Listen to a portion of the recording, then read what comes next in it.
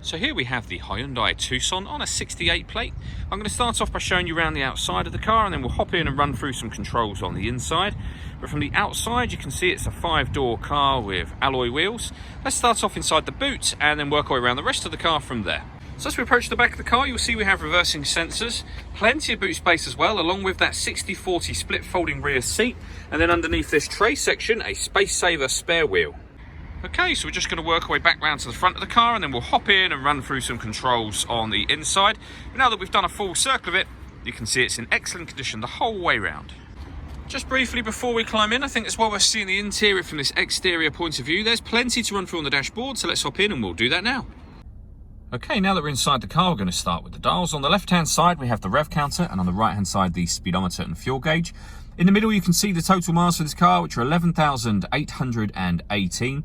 And above that, a digital readout for the speedometer. You can change information that's displayed there by using buttons on the steering wheel. So there's various different bits of trip computer information, and there are other menus, satellite navigation, as well as user settings, and then back round to the beginning again. If we back out to the steering wheel, the buttons I was using just a moment ago are these ones on the right-hand side. We've also got cruise control and speed limiter over there as well. And then on the left-hand side, we have stereo and phone controls, including voice activation for the phone. So you can hit that button, ask it to dial anyone in your contacts list, and it will do that for you without you having to take your phone from your bag or pocket. That is, of course, once you pair the phone up, and that is done over on the central screen just here. If you hit all menus, you can see that the phone menu is up in the top left-hand corner just there. Hit that and then follow the instructions on screen. When it comes to music in this car, we have the radio, so we have DAB, FM and AM. You can also listen to your own music by pressing the media button. Nothing is connected or inserted at the moment, but there are several ways of listening to your own music. You can connect up a USB device, an auxiliary device.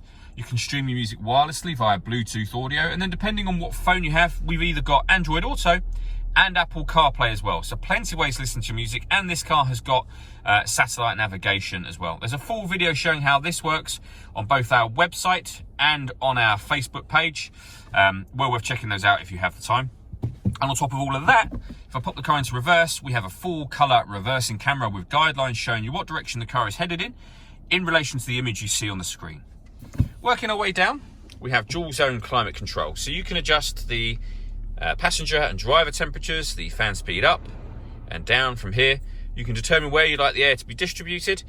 This button turns the air conditioning off or back on again, or you can hit auto and the car will now maintain those temperatures by taking full control of the fan speed for you.